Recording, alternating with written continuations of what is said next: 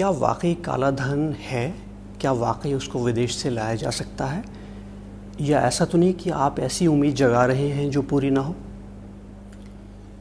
एक बात तो सारे देश में चर्चा है कि भाई विदेशी बैंकों में हिंदुस्तान का पैसा है और बाय एंड लार्ज उसमें कोई डिस्प्यूट नहीं है।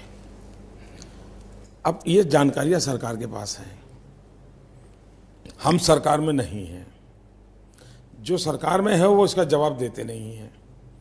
तो हमारा स्टैंड ये है कि जब हम सरकार में आएंगे तो हमारी ये प्रायोरिटी रहेगी कि दूध का दूध पानी का पानी करेंगे।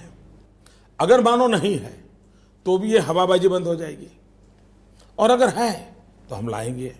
किसी का अनुमान है कि इतने लाख करोड़ है, किसी का अनुमान है इतने हजार करोड़ है, तो ये अलग अलग लोगों के अलग अलग इंफॉर्मेशन चैनल है। अधिकृत जब सरकार में हम बैठेंगे तो अधिकृत जानकारियां मिलेगी। माननीय प्रधानमंत्री जी 2014 में कहते थे कि देश में बहुत ज़्यादा काला धन है, देश का काला धन विदेशी बैंकों में जमा है, परंतु जब से वो भारत के प्रधानमंत्री बने हैं तब से वो इस मुद्दे पर बात ही नहीं करते। आपने इस वीडियो के प्रारंभ होने से पहले एक वीडियो देखी जिसमें वो इंटरव्यू दे रहे हैं और बता रहे हैं कि अगर वो सत्ता में आते हैं तो वो इस देश का काला धन इस देश को लाकर देंगे और इस देश की जनता के विकास में उसे लगाएंगे। परंतु आज उन्हें 10 साल हो गए हैं सत्ता में और आज तक उन्होंने पुनः इस विषय पर कोई भी बात नहीं कही है।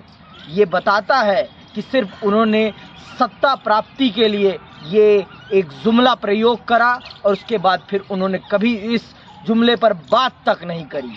ये बताता है कि हमारे देश के प्रधानमंत्री झूठ का सहारा लेते हैं सत्ता प्राप्त करने के लिए। ये बताता है कि सिर्फ वो राम के नाम का दिखावा करते हैं, राम के वास्तविक आदर्शों का वो अपने जीवन में 1% भी अनुसरण नहीं करते। अगर वो अनुसरण करते तो वो बताते इस देश को कि उन्होंने जो वादा किया था 2014 से पहले सत्ता में आने से वो वादे कहाँ चले गए। आज वो उन वादों पर बात तक नहीं करते। ये तरीका नहीं है राम के राज का, ये कोई भी तरीका नहीं है इस देश को गुमराह करने का। आपने इस देश को गुमराह किया है, इस देश को आपने रोजगार के नाम पर पकौड़ा तलने के लिए कहा है। आप कहते हैं कि रोजगार का मतलब सिर्फ सरकारी नौकरी नहीं होती, तो रोजगार का मतलब ये भी नहीं होता माननीय प्रधानमंत्री जी कि युवा पकौड़े तले। विश्वविद्यालयों में वो इसलिए नहीं जा रहा है कि वो वहाँ से डिग्री प्राप्त करे और उसके बाद पकौड़े तले। मैं आपसे अनुरोध करता हूँ कि पकौड़े तलने का आप उनसे आग्रह मत करिए, आप उनके लिए नए रोजगार का सृजन करिए, नए नए विश्वविद्यालयों का निर्माण करिए। पर आज आप मूर्ति निर्माण पर ज़्यादा ध्यान देते हैं और विश्वविद्यालयों के निर्माण पर बहुत कम।